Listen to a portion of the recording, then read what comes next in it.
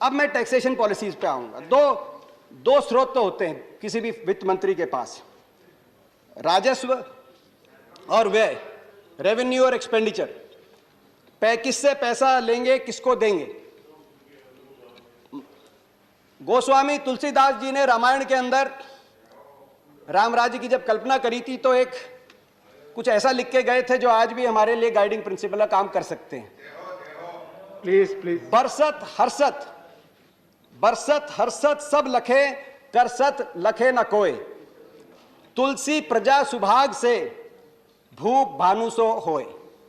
मतलब कि जब कर लेना हो किसी भी राजा को तो ऐसे लेना चाहिए जैसे सूर्य नदियों से लेता है, पता ना चले।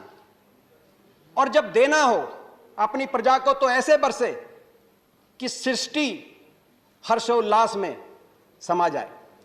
मगर आपकी नीतियां इसके विपरीत हैं।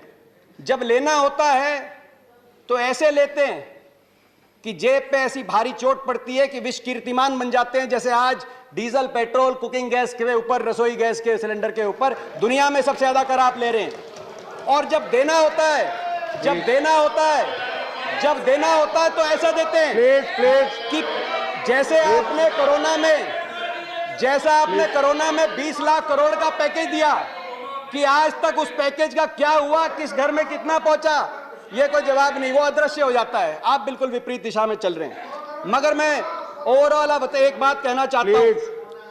देखिए, मैंने कहा कि कंजम्पशन, आपकी सरकार के कार्यकाल में कंजम्पशन की हवा निकल गई, निवेश की हवा निकल गई, एक्सपोर्ट की हवा निकल गई और थोड़ा बहुत गवर्नमेंट एक्सपेंडिचर की गति में कमजोरी आई है। मगर गवर्नमेंट एक्सपेंडिचर अभी है और आपने इस बजट में भी गवर्नमेंट एक्सपेंडिचर खास तौर पे कैपिटल एक्सपेंडिचर की तरफ, कैपेक्स की तरफ अपने दया दृष्टि रखी है, जो पहले से आपकी नीति चली आ रही।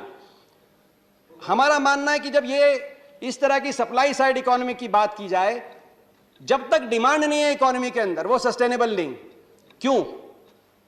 क्योंकि जब डिमांड होता है, जो आपका फोकस केवल गवर्नमेंट एक्सपेंडिचर और कैपेक्स पे है, जब तक डिमांड नहीं है तो आपके टैक्स रेवेन्यूज इतने नहीं होते, कलेक्शन आपकी इतनी नहीं होती कि उसको अच्छे से फंड किया जाए।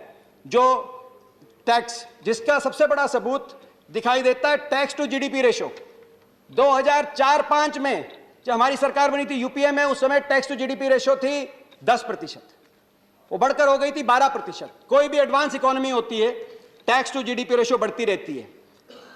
चीन के अंदर 17% है, ब्राजील के अंदर 33% है, अमेरिका के अंदर 20% है, यहां तक कि पाकिस्तान, श्रीलंका, बांग्लादेश के अंदर भी 12 से 15% की रेंज में वो बढ़ के 12% हो गई थी। मैं आपकी सरकार आई, टैक्स टू जीडीपी रेशो, आप कह रहे हैं रिटर्न्स बहुत फाइल हुए, रिकॉर्ड रिटर्न्स फाइल हुए। मैं मानता हूं रिटर्न्स तो फाइल हुए हैं, मगर डिमांड ही नहीं है इकोनॉमी में। जब डिमांड नहीं है, रिटर्न्स तो फाइल कर रहे हैं, टैक्स बेस तो बढ़ रहा है, मगर टैक्स टू जीडीपी रेशो घट के 9.8%।